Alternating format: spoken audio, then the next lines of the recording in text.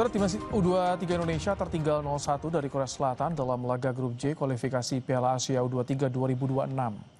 Dalam laga yang digelar di Stadion Gelora Delta Sidoarjo, Garuda Muda kebobolan di menit 6 melalui kreasi Hwang Do-yoon. Timnas Indonesia U23 kalah dalam penguasaan bola, sempat mendapat kesempatan untuk menyamakan skor.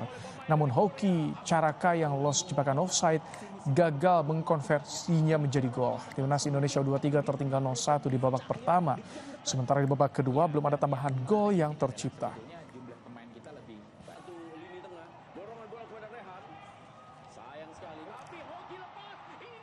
Dan untuk informasi lebih lengkap seperti apa jalannya pertandingan Timnas U23 melawan Korea Selatan, ada jurnalis Kompas TV Mahendra Triginanjar dari Stadion Gelora Delta Sidoarjo. Selamat malam Mahendra. Jadi bagaimana jalannya pertandingan dan jika ingin lolos Indonesia harus menang artinya ya Mahendra?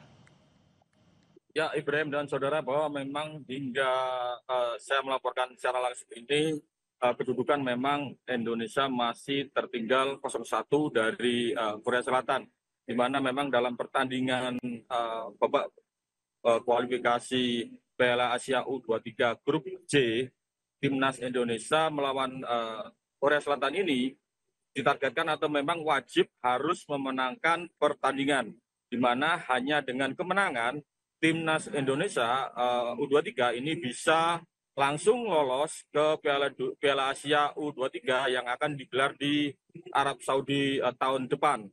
Tapi melihat hasil hingga menit akhir ini timnas Indonesia masih tertinggal 1-0, bisa dipastikan ataupun jika kedudukan ini bertahan hingga peluit akhir, bisa dipastikan Indonesia tersingkir ataupun gagal untuk lolos ke Piala Asia U23 tahun depan di Arab Saudi. Selain itu, Indonesia sebelumnya juga masih berpeluang lolos jika memenangkan pertandingan ini. Sementara itu untuk skenario lolos melalui jalur runner-up terbaik sudah tertutup dengan kekalahan dari Korea Selatan ini sendiri.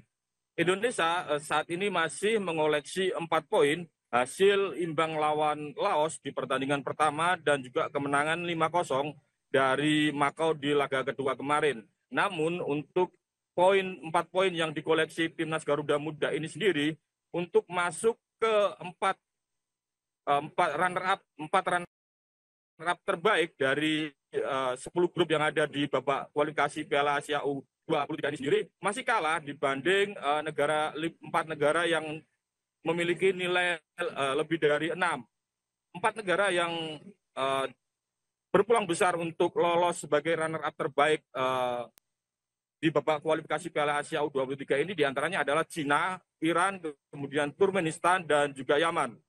Yang sangat disayangkan dari laga ataupun babak kualifikasi Piala Asia U23 ini sendiri adalah Indonesia di laga pertama gagal mengalahkan Laos yang memang secara kualitas dan juga secara ranking FIFA jauh di bawah timnas Indonesia. Namun hingga saat ini memang pertandingan masih berlangsung dan kita berharap ada keajaiban ataupun mukjizat dengan terciptanya gol untuk timnas Indonesia dan berhasil membalikkan keadaan untuk menutup pertandingan ini dengan kemenangan dan memastikan lolos ke babak Piala Asia U23 yang akan digelar di Arab Saudi tahun depan.